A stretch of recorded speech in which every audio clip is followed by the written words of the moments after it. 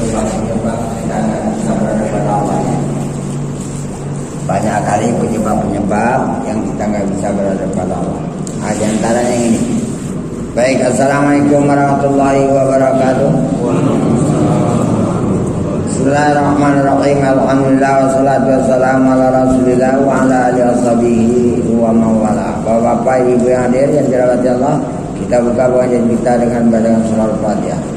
Ila hadratin Nabi Mustafa Muhammadin sallallahu alaihi wasallam wa ala alihi washabihi wa ikabatil anbiya'i wal mursalin wa li abaina wa ma'ati wal syakhina wa li jami'al muslimat wal mu'minat. Imam Tajidin bin Atas karena dengan menjadi dengan dalam semua sidang Al-Fatihah. Bismillahirrahmanirrahim. Alhamdulillahirabbil alamin arrahmanir rahim maliki yaumiddin. Iyyaka na'budu wa iyyaka nasta'in ihdinas siratal mustaqim. Siratal ladzina an'amta 'alaihim ghairil maghdubi 'alaihim waladdallin.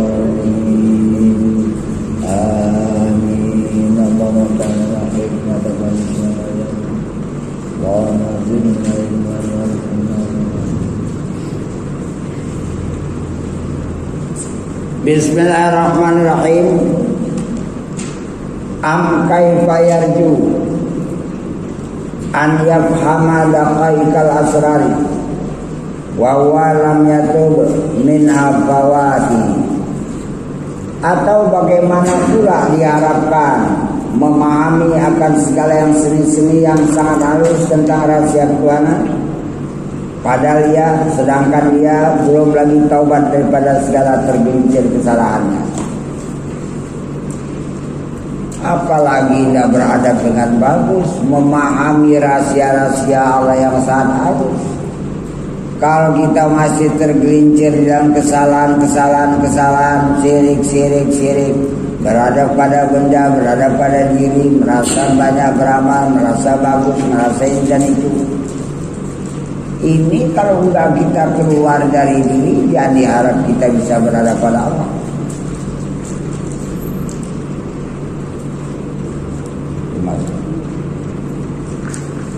Kalau di halaman 112 ke atas itu ada jelaskan. Fasababul azabi wujudul hijab. Maka sebab orang itu disiksa nanti di akhirat karena hatinya ada hijab tertutup, tidak dapat berhadap kepada Allah di dunia ini. Perhatikan itu. Cemana hatiku jangan terhijab di dunia ini, supaya aku bisa berada pada Allah dalam setiap sholat, kalau bisa di luar sholat, kalau bisa setiap hari, supaya siksa itu jangan kena kepada badan, karena hati badan ini dengan Tuhannya.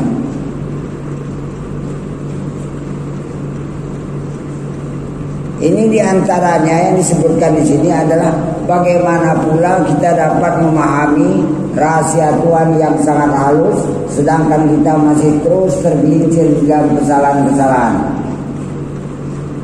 Masuk kehadirat Allah itu gak bisa. Jangan memahami jumpa, masuk kehadiratnya pun gak bisa.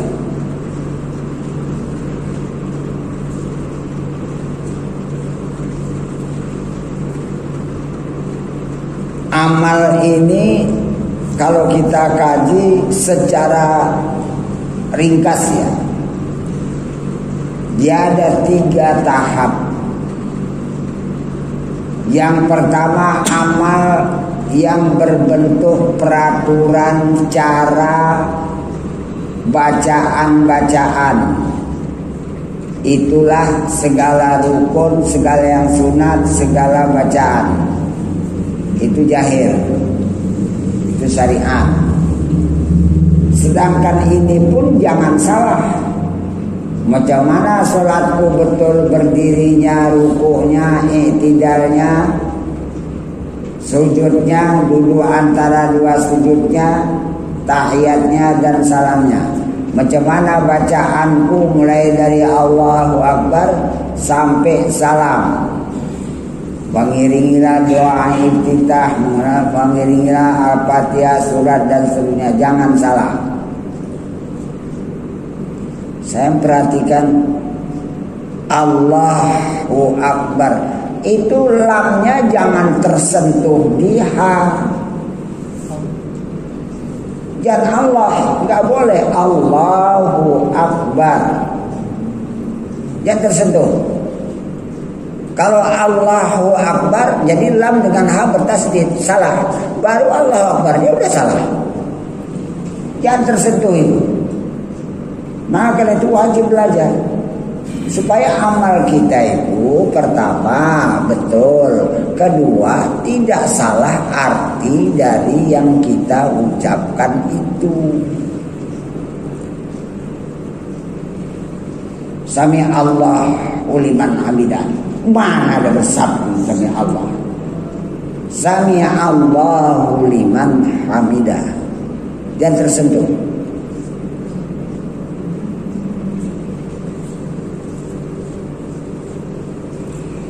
Ya, itu baru bacaan ya. Wajib ngaji supaya amal kita itu nggak salah. Amal tanpa ilmu ditolak.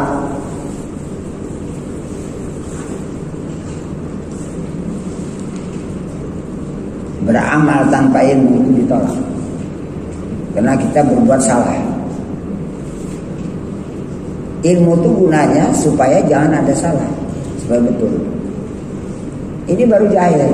Ini paling jahil. Ini pembungkus. Ini orang Islam. Syahadatnya ada, sholatnya ada, puasanya ada, zakatnya ada, hajinya ada, terjahir pada badan. Jadi badan itu pembungkus hakikat. Syariat itu pembungkus hakikat. Tempat syariat badan. Sekarang yang dibungkus ini punya kualitas apa enggak? Nah, hati yang beramal pada badan itu baru diperiksa lagi. Tulus, ikhlas, tidak ada riya, tidak mengagumi diri, tidak syirik api, kaji lagi supaya amal itu jangan salah.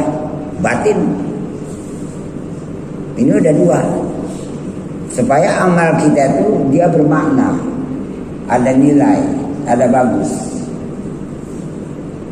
Secara zahir bagus, secara batin pun bagus. Ini masih pertengahan lah, belum sampai ke tingkat akhir. Dan akhir mana? Hakikat. Hakikatku ya Allah, nggak ada wujudku. Hakikat yang ada cuma engkau sendirian, engkau kuasa, engkau ngatur alam, engkau ngatur badanku yang bersyariat ini. Syariat itu engkau punya, yang membuat badanku bersyariat ini pekerjaanmu. Terlaksana syariat pada badanku semata-mata karena karuniamu. Engkau bukakan hatiku yang bersyariat ini, terbuka hijab sehingga aku bisa beradab padamu waktu aku melakukan syariat. Ini yang terakhir. Kalau ini gak dapat, mahjub.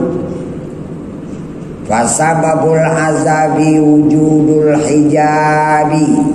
Sebab orang ini disiksa karena hatinya itu tidak dapat beradab pada Allah. Kalau enggak ada ayat fawailul musallin. Fawailul lil musallin, akan rakawil celaka masuk neraka orang-orang yang melakukan sholat. Kenapa? Karena hatinya enggak bisa beradab pada Allah. Sahurnya itu perbaiki, masih ada umur. Sungguhi, masih ada waktu. Belajar, masih ada kesempatan. Jangan kita abaikan, kita udah dianggap hebat, dianggap wah aku banyak, masuk surga. Periksa kesalahan-kesalahan sedikit. Ujung daripada dikendaki, sehabis-habis kita nggak merasa berwujud sedikit pun, baru seterang-terangnya hak Allah itu menyatakan hak ketuhanannya yang meliputi pada wujud alam, meliputi pada diri kita dan segala makhluk, meliputi pada melihat, tahu, mendengar, meliputi pada segala perbuatan, termasuk perbuatan badan kita yang salat itu. Cari ilmunya. Masih hidup di dunia, karena kita udah dikasih modal duluan waktu alam ruh, alastu birabbikum. Kalau enggak didapat rugi, nyesal nanti di akhirat. Saya cuma nyampaikan aja. Wa ma alaina illal balagh, kata Nabi. Tidaklah kami para rasul hanya sekedar menyampaikan. Bukan saya rasul, tapi menerima agama yang datang dari rasul untuk disampaikan kepada umat. Masih bisa kita sampaikan, kecuali tidak bisa lagi. Supaya umat ini tahu dia, oh ini salah, ini betul, ini berterima, ini yang tidak. Nah, kita periksa nih. Yani jangan diharap paham akan segala yang seni-seni, yang halus-halus, rahasia ketuhanan itu oleh orang yang tiada taubat daripada kesalahannya. Bagaimana pula dia dapat kepada memahami asrarul muluk, rahasia-rahasia Allah yang dijairkan pada alam nyata yang dapat dilihat oleh mata kepala? Bagaimana pula dia memahami rahasia alam malakut, alam nur, alam gaib? Bagaimana dapat memahami ini kalau hatinya masih kosong, hatinya masih kotor, hati masih jauh daripada Allah? Orang yang turun daripada surga dulu ke tempat jaga, kepada bumi tempat lupa. Kalau dulu di surga wah nggak keluar-keluar, ya jumpa dengan Allah setiap saat. Tapi hikmah Allah itu membuat kita turun ke bumi ini untuk menentukan siapa yang berhasil dalam perjuangan, siapa yang kalah dalam perjuangan. Penggodanya adalah iblis dan anak buah tentara-tentaranya, setan-setannya. Itulah sebagai barometer ujian yang dibuat oleh Allah untuk menguji iman manusia. Ini orang betul apa enggak imannya, atau ini orang masih lemah imannya, mudah terpengaruh atau tidak. Semua itu ada hikmah. Sehingga ada orang bilang, ngapainlah Allah Ta'ala itu ciptakan setan? Tanya berada.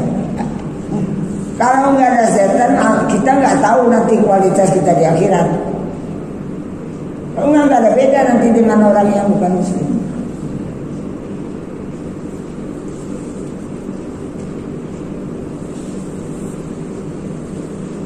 Ini di dunia ini, tempat bumi ini tempat, tempat lupa. Dunia ini pertama lahun, berlupa-lupa, lahun, lupa, main-main, lupa dia, lahun, lupa sama Tuhan tiap hari, sibuk kerja, lupa dengan Tuhan, sibuk dengan sesuatu. Yang kedua lahun, dunia ini tempat bermain pagi sore. Tak ingat pulang, tak ingat untuk persiapan pulang. Yang ketiga takasrum fil amwal, berlomba-lomba untuk perbanyak harta, habis waktu, habis tenaga, habis duit, habis masa, peras otak, macam mana perlu lebih mewah. Wal aulad, itu perbanyak anak. Maksudnya apa? Sindiran itu.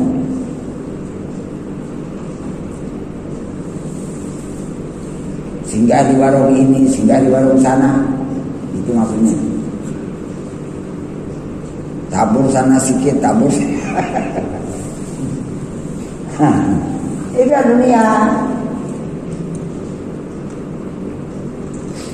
Entahlah ya. Bagaimana pula dia dapat memahami yang rahasia, sedangkan dia terus melakukan kesalahan. Orang yang masih ditawan oleh syahwat, selera, nafsu, keinginan badannya, ditawan awak sama nafsu badan. Jangan kau pergi sama Tuhan, sini aja. Itu maka keluar dari diri, supaya diri yang bernafsu ini di bawah kekuasaan Allah. Setelah kita masuk ke dalam ajaran Allah, baru dikatakan aku berlindung dengan Allah dari setan yang kena lontar rajam laknat. Karena yang bisa diganggu oleh setan itu kita masih ada di diri. Di diri itu ada nafsu. Nafsu ini lahan operasionalnya. Coba kata kita sudah keluar dari diri. Diri itu dalam kekuasaan Allah. Siapa yang berani ganggu? Setan itu enggak berani. Itu maka isyarat a'udzubillah itu cuma makainya ini ya. Bukan hanya ucapan a'udzubillah, a'udzubillah, a'udzubillah. Bukan itu.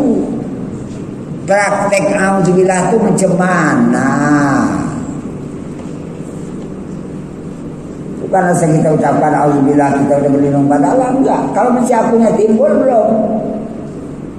Allah yang berwujud sekarang ini, di ruangan ini, di alam ini. Kau mana? Aku udah berlindung. Aku nggak punya wujud. Itu badan. Walah, badan kan sari dari tanah. Tanah kan bumi. Bumi itu kan alam. Ini kan udah berlepas. Nah, kaunya mana? Aku berlindung lah di dalam pesan Allah. Baru betul.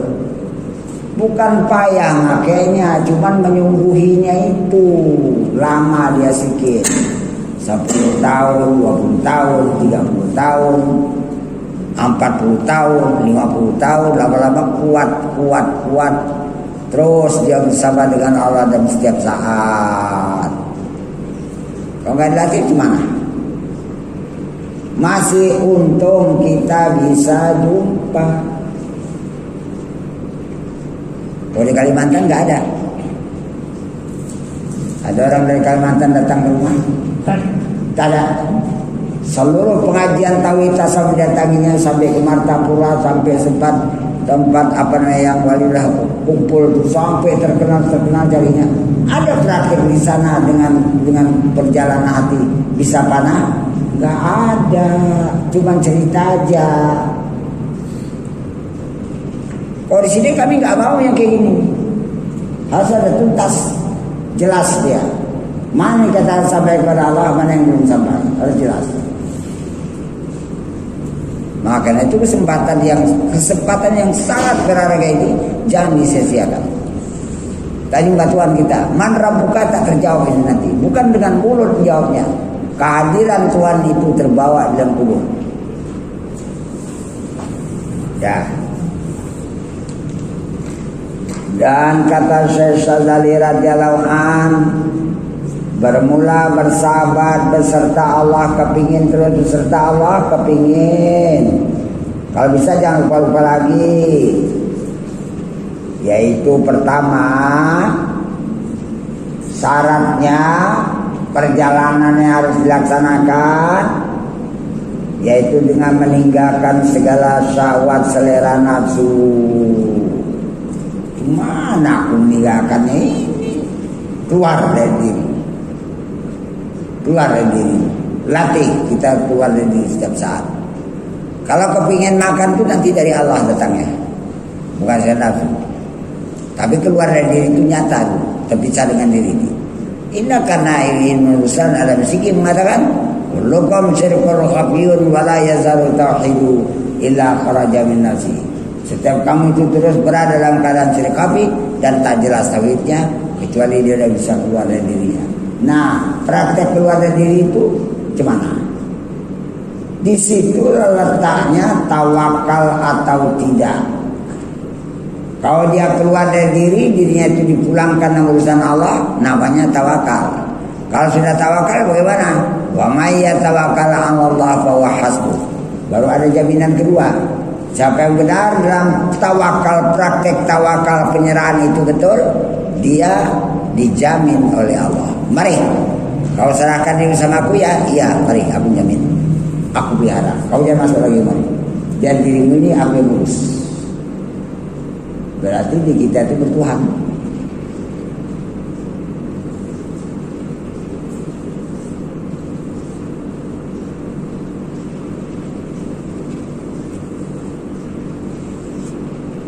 Kalau dunia ini setiap hari awak makan, gak ada gak makan.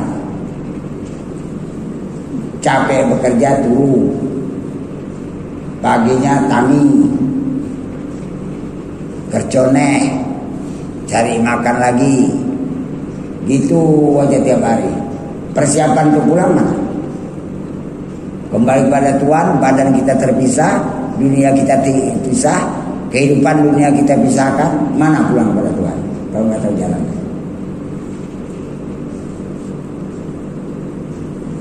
Siapkan. Itu pertama ya. Yang kedua,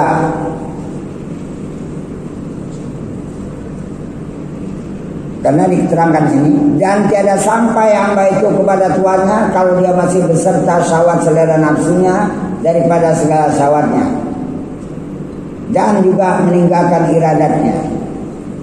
Waduh, jangan kemauan hawa, pasrahkan di dalam kemauan kehendak Allah. Ya Allah, aku tawakal kehadiranmu. Engkau yang memaui, engkau yang menghendaki apa yang terjadi pada diriku. Aku tidak lagi mentadbir diriku, aku enggak lagi mengikhtiarkan diriku.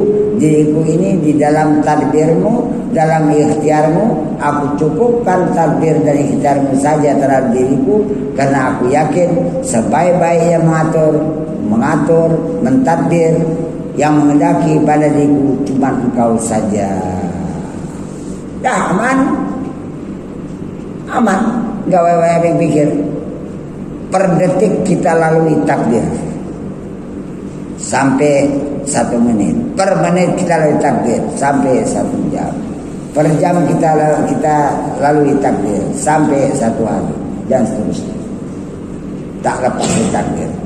Apa yang kita buat, apa yang kita lakukan, kalau sudah berada di dalam kekuasaan Allah, Allah akan pelihara ini diri daripada kesalahan.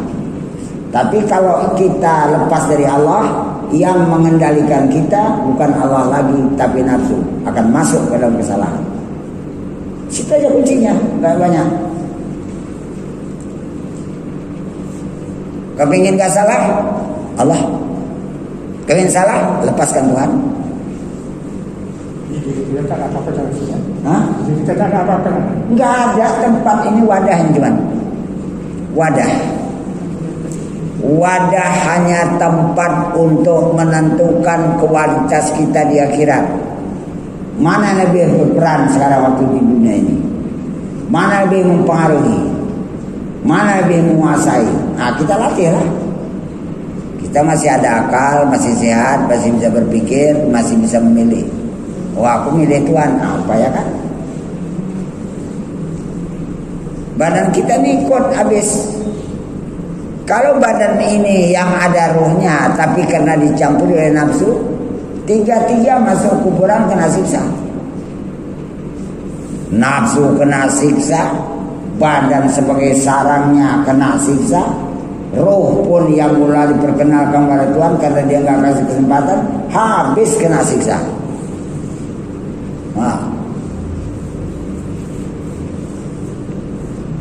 kata nafsu, ini gara-gara setan nih. Bangga setan. Ini gara-gara kau ya. Apa kata setan? Fala talumuni walumu anfusakum. Jangan kamu celaku, celah dirimu. Kenapa kau mau? Kenapa kau mau? Aku kan cuma bodoh. Habis kena. Sampai mana tuh? Sampai tiupan sangkakala pertama. Bayangkan kita disiksa di kuburan. Kalau dapat Allah, kuburan kita itu raudatan min riyadil jannah. Seletaman daripada dibuat adalah taman surga. Kalau enggak, operatan min ubarinar, satu lubang daripada berapa lubang neraka. Alhamdulillah.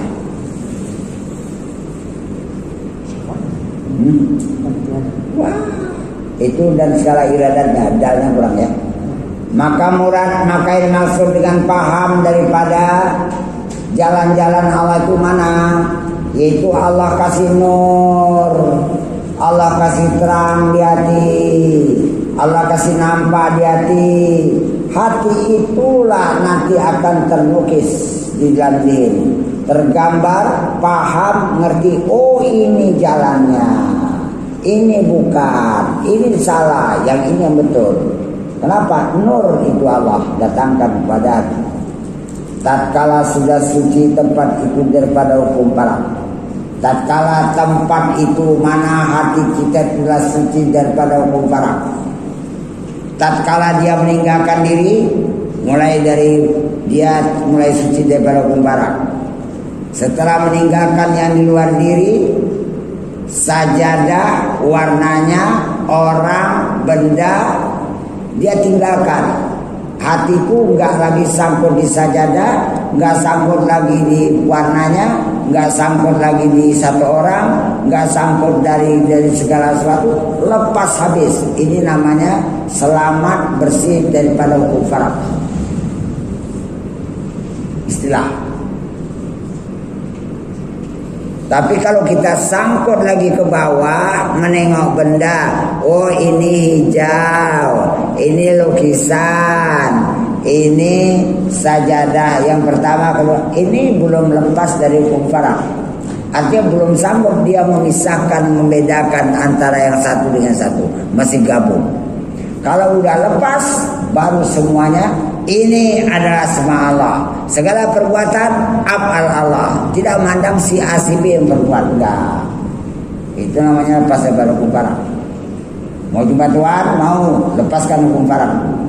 Pertama yang menyebabkan kita tak sangkut daripada hukum farak bagaimana? Kau belum keluar dari diri. Baru kau tinggalkan yang di luar dirimu. Mana? Ruangan dan alam. Wah, gitu. Bukan lama detik perjalanannya. Mana lama-lama mi'raj kepada Allah. Orang dia mau sholat kok udah sebelum dia takbir dia udah bisa mi'raj duluan. Dia udah pada duluan. Memandang bahwasanya dia berdiri saja sudah apa-apa. Memandang, melihat, tahu, mendengar yang ada pada diri itu sudah sifat Allah.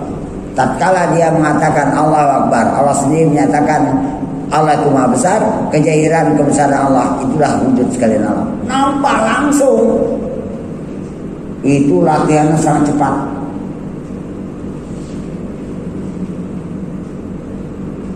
Jangan ngesot, jangan merangkak. Itu nanti merangkak di tidan serem sakit. Kenapa? Marifatnya merangkak, marifatnya ngesot. Ada orang marifatnya cuk langsung jumpa sama Tuhan. Tak nampaknya sedang sakit, tak nampaknya di neraka. Di bawah nunggu. Kenapa? Marifatnya macam kilat. Inilah dia dikatakan oleh Nabi sabaqal mufarriduna ilal jannati. Mendahului orang-orang yang mengesahkan Allah itu duluan masuk surga tanpa memandang amal, tanpa ada hisab. Karena Allah melihat batinnya itu dengan Tuhan. Aku tak peduli kalau anda mau diskusi. Kalau kau tengok batinnya dengan aku masukkan ke surga, jumpa sama aku nggak peduli amalnya yang duluan itu. Aku nggak pandang lagi. Sebab aku mandang batinnya dia bersama aku. Kenapa kita nggak cari Tuhan? Kenapa kita sampai di amal?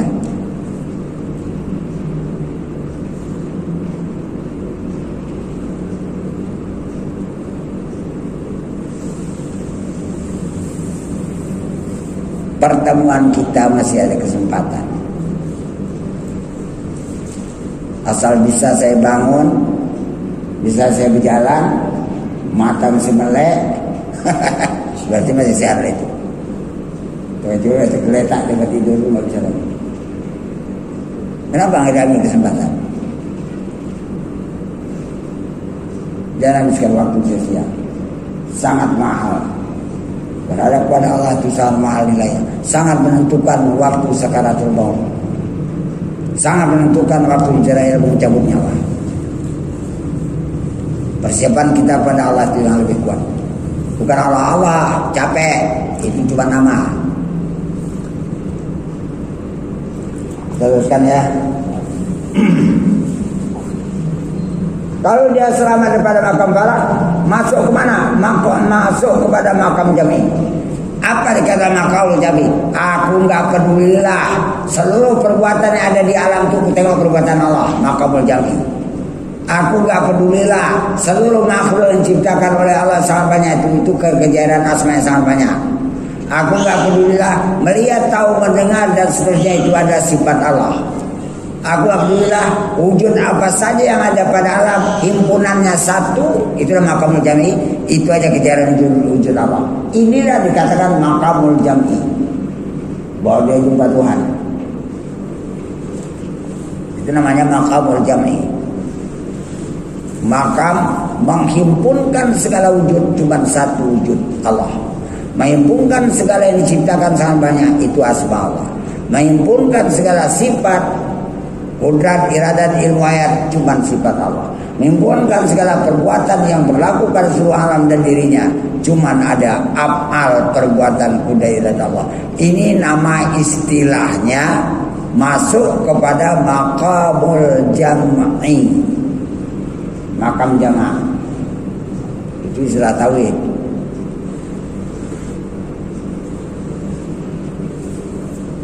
Udah ya, kita teruskan lagi. Berapa menit lagi? Ada waktu? Nah, seberapa dapatnya ya? Saya rasa nih kalau sampai 1 juta lah ya syukur. Mudah-mudahan bisa kesempatan baca ini.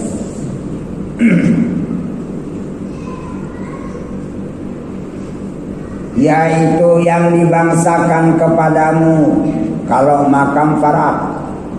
Maka apabila engkau telah ikhlas, maka apabila engkau telah berlepas daripada makam Farak, masuk kepada makam jama', makamul jam'i, dan kau nazar dan kau pandang kepada wujudmu. Ini salah tulis nih ya, itu wujudmu.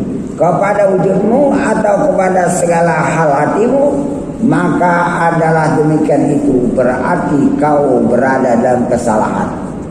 Selama kita memandang wujud aku, wujud benda, wujud sesuatu, selama kita memandang halku, hal hati, oh aku udah tawakal, aku udah syukur, aku udah sabar, aku udah syukur, salah, kau berada dalam kesalahan.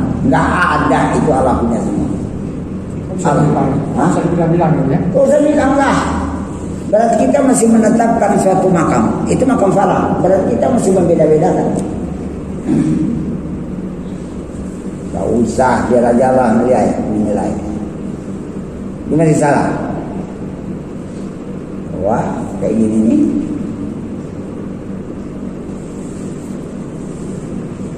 Yang menempati daripadamu paham akan dakaikul asrar, tidak dapat kamu masuk ke dalam dakaikul asrar, kehalusan-kehalusan rahasia ketuhanan. Kau masih salah. Salahnya bukan bikin dosa, enggak. Gara-gara memandang aja akunya itu masih ada, kau masih salah.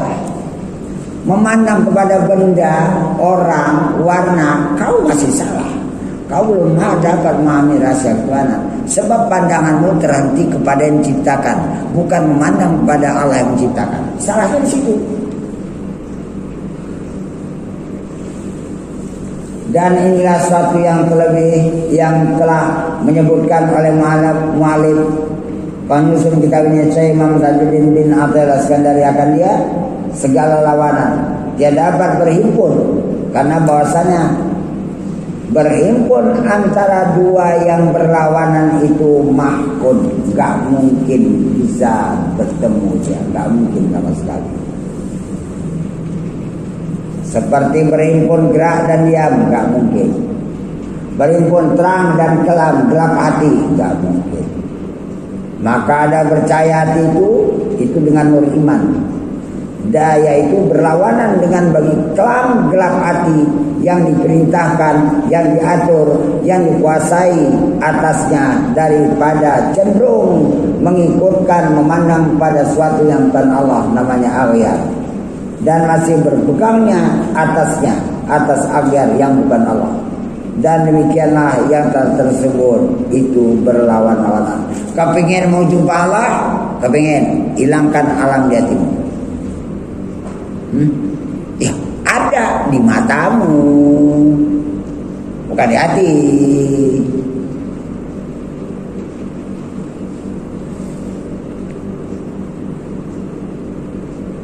Karena pertemuan dengan di akhirat itu saya kutip sebaris saja ya.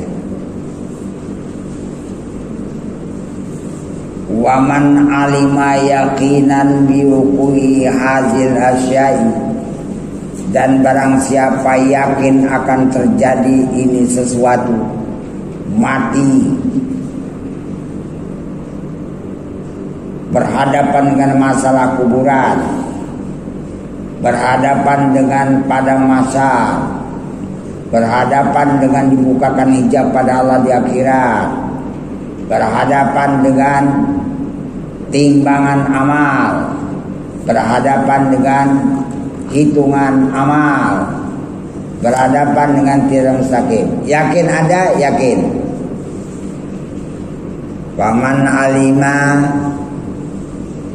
yakinan biwuku'i hazil asyai, maka barang siapa yang yakin akan terjadi ini suatu yang disebutkan tadi, falyukhaffif asqalahu biimtisali awamiri wa jinabi nawahi. Ada upaya satu yang dah lalu lah, perbaiki, kerjakan segala amal yang wajib-wajib jangan tinggal, kalau perlu dikada supaya jangan nanti percuma di akhirat, ditambah dengan sunat-sunat. Itulah cara mengurangi kesalahan. Cuman ada lagi diminta, mana? Aduh wa adami hubbihi minad dunia, dan tidak cinta terhadap dunia. Ini yang payah.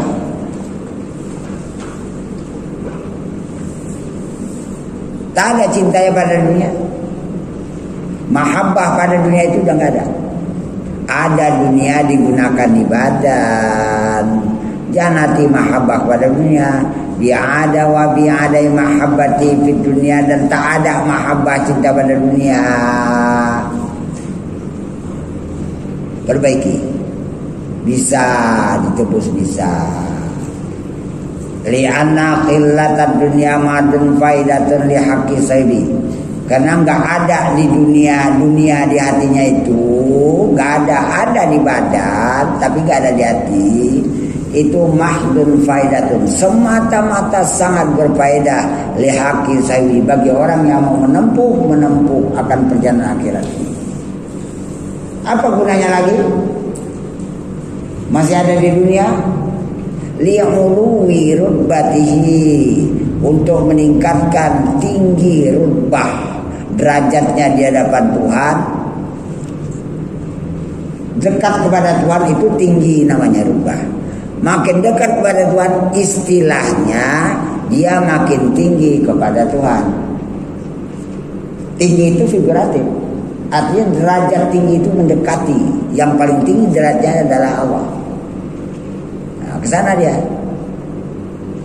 Meninggalkan yang rendah pada dunia, nafsu yang bukan Allah, itu dibangsakan pada rendah. Waziyadati masabati, dan supaya dapat menambah kebaikan-kebaikan dalam hal itu gak sia-sia. Oh iyalah, amalku dari Allah mana akan sia-sia. Kalau amalku dari aku itu sia-sia. Amalku didorong oleh nafsu sia-sia. Ini enggak. Amalku itu datang dari Allah. Siapa pula yang bisa membatalkan amal Allah Ta'ala? Nah, cari jalannya, baru betul. Habis waktu ya? Habis? Hah? Gak mungkin lagi 3 menit dulu baru di atas. Selalu bertanya 3 menit. Jadi kok rendah dan tinggi Itu sama itu derajat. Kalau ke Allah itu namanya derajatnya tinggi. Kalau ke bawah, ke dunia, ke bendawi, kesenangan nafsu, itu dinilai derajatnya rendah. Hina jadinya. Sekian aja ya. Assalamualaikum warahmatullahi wabarakatuh.